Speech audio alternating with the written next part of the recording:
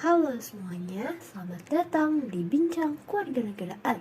Bersama saya Aisyah Oljiaru Sabiluna sebagai host akan menemani hari kalian nih. Dalam Bincang Kewarganegaraan kali ini, saya akan mengangkat tema tentang strategi mengatasi ancaman di bidang ideologi. Tentunya saya nggak sendiri nih, saya bersama dengan Aijah Permana, Davin Adrian, dan juga Rangga Anugrah yang akan menemani saya pada hari ini. Dan juga kalian. Hai semuanya, coba perkenalkan diri kalian terlebih dahulu nih, biar teman-teman yang di rumah tuh tahu kalian tuh siapa aja. Halo, nama saya Davin Adrian. Salam kenal ya. Hai, saya Rangga Anugrah. Semoga kalian menyimak materi kami ya. Halo, saya Agia Permana. Semoga kalian senang ya dengan pembawaan materi saya. Oke, mari kita mulai podcast pada kali ini. Jadi kita akan membahas tentang integrasi nasional. Teman-teman ada yang udah tahu belum sih apa itu integrasi nasional? Jadi, integrasi nasional merupakan proses penyatuan wilayah yang membuat perbedaan dalam pengertian politik. Integrasi nasional adalah integrasi berbagai kelompok sosial dan budaya ke dalam kesatuan wilayah nasional yang mengembangkan identitas nasional. Dari segi antropologis, integrasi nasional adalah proses penyesuaian diri dengan berbagai faktor budaya untuk mencapai keselarasan fungsi-fungsi yang ada dalam kehidupan masyarakat. Lalu teman-teman di rumah pasti bertanya-tanya kan, apa sih pentingnya integrasional itu? Penting sekali memiliki rasa integritas berbangsa dan bernegara agar terciptanya keselarasan bangsa di tengah-tengah keadaan masyarakat yang berbeda-beda dan wilayah yang luas. Integrasi nasional adalah bersatunya dengan suatu bangsa yang menempati wilayah tertentu dalam sebuah negara yang berdaulat. Munculnya rasa kebersamaan dilatar belakangi adanya kesamaan nasib, kebutuhan, kondisi, dan cita-cita dari beberapa manusia. Perasaan yang sama menjadikan mereka tidak mudah untuk diadu domba dan terpecah belah, tetapi memunculkan semangat persatuan dan kesatuan serta semangat untuk berbuat demi kepentingan bersama. Oleh karena itu, membangun integrasi nasional sangat penting pada kehidupan bernegara dalam mewujudkan cita-cita serta tujuan negara. Nah, teman-teman di rumah pasti ada nih yang bertanya-tanya, ada nggak sih jenis-jenis integrasi nasional itu? Integrasi asimilasi, integrasi akulturasi, integrasi normatif, integrasi ideologis, integrasi koersif, integrasi fungsional. Nah, ternyata ada integrasi asimilasi, akulturasi, normatif, ideologis, koersif, serta fungsional. Nah, kita akan mendalami salah satu di antara jenis integrasi nasional tersebut, yaitu integrasi di bidang ideologi. Nah, integrasi di bidang ideologi itu apa sih? Ideologis yakini suatu bentuk integrasi yang tidak terlihat atau nampak secara visual, yang terbentuk dari ikatan spiritual atau ideologis yang kuat dan mendasar melalui proses alamiah, tanpa adanya suatu paksaan dan ikatan. Interaksi ideologis ini menggambarkan adanya kesepahaman dalam nilai-nilai, persepsi, serta tujuan di antara orang-orang yang terikat menjadi satu kesatuan sosial. Lalu, untuk ciri-ciri integrasi ideologi itu apa saja ya? Yang pertama, adanya persamaan nilai-nilai yang mendasar yang terbentuk atas kehendak sendiri dan bukan atas dasar adanya ikatan atau paksaan. Kedua, adanya persamaan persepsi yakni suatu perdagangan yang dialami oleh nilai-nilai yang sama di antara anggota kelompok. Ketiga, terdapat persamaan orientasi kerja di antara anggota kelompok. Dan yang terakhir, adanya tujuan yang sama yang mengacu pada prinsip-prinsip ideologis yang dianut. Nah, dalam menghadapi integrasi ideologi, ada nggak sih ancaman-ancamannya? Wah, pasti ada dong. Oke, kan setahu saya ada ancaman militer dan non-militer. Jadi, ancaman militer adalah ancaman yang menggunakan kekuatan bersenjata yang terorganisasi yang dinilai mempunyai kemampuan yang membahayakan kedaulatan negara, keutuhan wilayah negara, dan keselamatan segenap bangsa. Lalu ancaman militer dibagi menjadi dua, ancaman militer dalam negeri dan ancaman militer luar negeri. Contoh ancaman militer dalam negeri seperti adanya upaya perubahan ideologi Pancasila dan ideologi lainnya, dan tidak sesuai dengan kebiasaan dari masyarakat Indonesia. Juga makar atau pengkhianatan pemerintahan yang resmi dan konstitusional. Untuk ancaman militer luar negeri, contohnya seperti pelanggaran terkait batas negara yang dilakukan oleh negara lain, adanya pemberontakan senjata yang dilakukan oleh negara lain, dan aksi teror dari terorisme internasional. Sedangkan ancaman non-militer adalah ancaman yang berarti memiliki karakteristik yang berbeda dengan ancaman militer, yaitu tidak bersifat fisik serta bentuknya tidak terlihat seperti serta bentuknya ancaman militer, karena ancaman ini berdimensi ideologi, politik, ekonomi, sosial, budaya, teknologi, informasi, keselamatan umum. Contohnya seperti ancaman berdimensi sosial budaya, yaitu ancaman yang meliputi kemiskinan, kebodohan, keterbelakangan, dan ketidakadilan yang menjadi dasar timbulnya konflik vertikal. Konflik vertikal tersebut pada terjadi di antara pemerintah pusat dan daerah.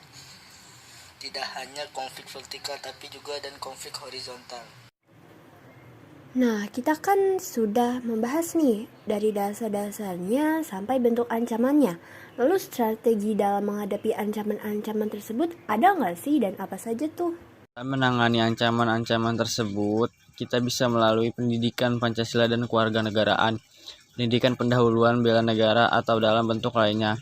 Hal ini bertujuan untuk meningkatkan kecintaan pada tanah air, meningkatkan kesadaran bangsa dan bernegara, meningkatkan keyakinan Pancasila sebagai ideologis bangsa, meningkatkan kesadaran bela negara, dan mengembangkan kemampuan awal bela negara.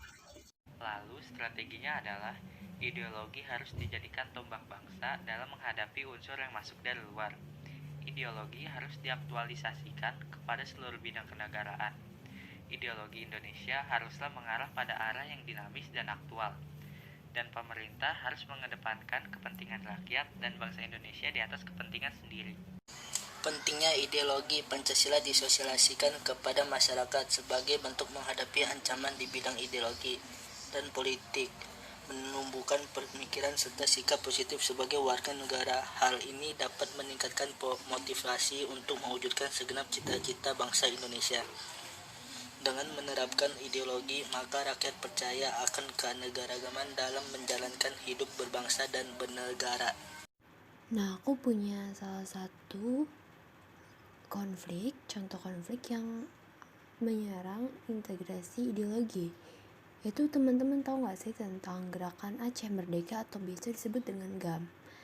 Nah, jadi GAM adalah gerakan separatisme bersenjata yang bertujuan agar Aceh terlepas dari Negara Kesatuan Republik Indonesia atau NKRI. GAM dibentuk pada 4 Desember 1976 dan dipimpin oleh Hasan Ditirto. Akibat adanya perbedaan keinginan antara pemerintah Republik Indonesia dan GAM, konflik yang terjadi sejak 1976 hingga 2005 ini telah menjatuhkan hampir 500.000 jiwa. Organisasi tersebut membubarkan gerakan separatisnya setelah terjadi perjanjian damai 2005 dengan pemerintah Indonesia. GAM kemudian berganti nama menjadi Komite Peralihan Aceh. Penyebabnya, konflik yang terjadi di Aceh disebabkan oleh beberapa hal, yaitu perbedaan pendapat tentang hukum Islam, ketidakpuasan atas distribusi sumber daya alam Aceh, dan peningkatan jumlah orang Jawa di Aceh. Dalam konflik tersebut, GAM melalui 3 tahapan, yaitu 1977, 1989, dan 1998. Sebelumnya, pada 4 Desember 1976, pemimpin GAM Hasan Ditirto bersama beberapa pengikutnya melayangkan perlawanan terhadap pemerintah RI. Perlawanan tersebut mereka lakukan di perbukitan Harimau di kawasan Kabupaten Pidi. Sejak saat itu, konflik antara pemerintah RI dengan GAM terus berlangsung. Untuk perkembangan konflik itu sendiri, yaitu 1977 GAM pertama kali mengibarkan bendera perang dengan melakukan gerilya. Namun pemerintah pusat berhasil menetralisir kelompok tersebut. GAM mengalami kegagalan dalam perang gerilya. Lalu pada 1989 GAM memperbarui aktivitasnya. GAM didukung oleh Libya dan Iran dengan mengarahkan sekitar 1.000 tentara. Pelatihan yang diberi dari luar negeri ini berarti bahwa tentara GAM sudah jauh lebih tertata dan terlatih dengan baik. Melalui ancaman terbaru ini, Aceh dinyatakan sebagai daerah operasi militer khusus atau DOM. Desa-desa yang diduga menampung para anggota GAM dibakar dan anggota keluarga tersangka diculik dan disiksa. Diyakini terdapat 7.000 pelanggaran hak asasi manusia terjadi selama DOM berlangsung. Lalu pada 1998, Soeharto mundur dari jabatannya sebagai Presiden Indonesia. Kedudukannya kemudian digantikan oleh Presiden Yusuf Habibie. Semasa kepemimpinannya, Habibie menarik pasukan dari Aceh untuk memberi ruang bagi GAM dengan membangun kembali organisasinya. Namun pada 1999 kekerasan justru semakin meningkat. GAM memberontak terhadap pejabat pemerintah dan penduduk Jawa yang didukung oleh penyeludupan senjata besar-besaran dari Thailand oleh GAM. Kemudian memasuki tahun 2002, kekuatan militer dan polisi di Aceh juga berkembang menjadi kurang lebih sebanyak 30.000. Setahun kemudian, jumlahnya melonjak menjadi 50.000. Tindakan kekerasan yang dilakukan oleh GAM mengakibatkan beberapa ribu kematian warga sipil. Untuk mengatasi GAM, pemerintah melancarkan serangan besar-besaran di tahun 2003 di Aceh, di mana keberhasilan semakin terlihat. Untuk penyelesaiannya, pada 26 Desember 2004, bencana gempa bumi dan tsunami besar menimpa Aceh.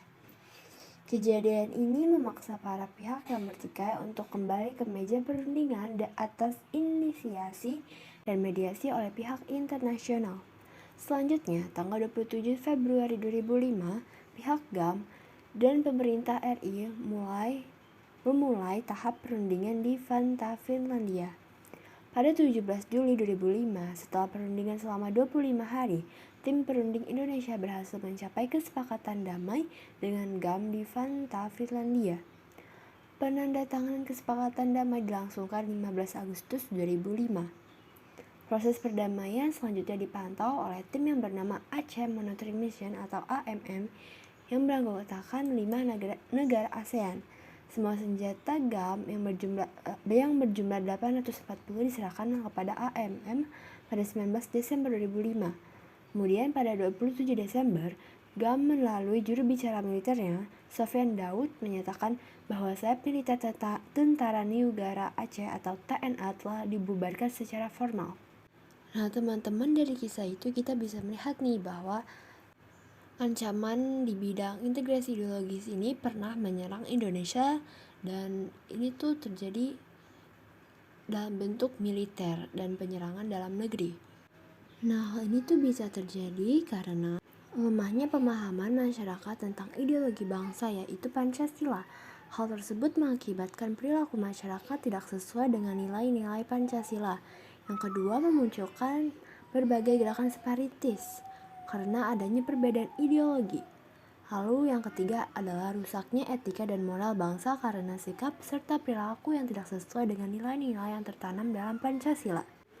Lalu kita sebagai anak muda nih bisa membuat strategi untuk mengatasi ancaman di bidang ideologi. Yang pertama, memahami lebih dalam tentang arti penting Pancasila sebagai ideologi negara. Kedua, menerapkan nilai-nilai Pancasila dalam berbagai aspek kehidupan. Yang ketiga, meningkatkan ketahanan masyarakat dalam menghadapi usaha yang dapat memecah belah persatuan dan kesatuan. Keempat, menumpas berbagai gerakan separatis dengan tegas.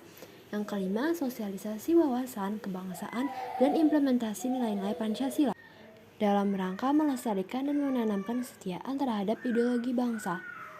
Jadi guys, sudah sangat jelas nih penjelasannya. Kesimpulannya, kita sebagai pelajar dapat berpartisipasi dalam menyukseskan strategi pertahanan dalam ancaman integrasi di bidang ideologi, seperti belajar dengan baik, menerapkan Pancasila dalam kehidupan sebaik mungkin, dan juga yang sudah tadi kita sebutkan nih.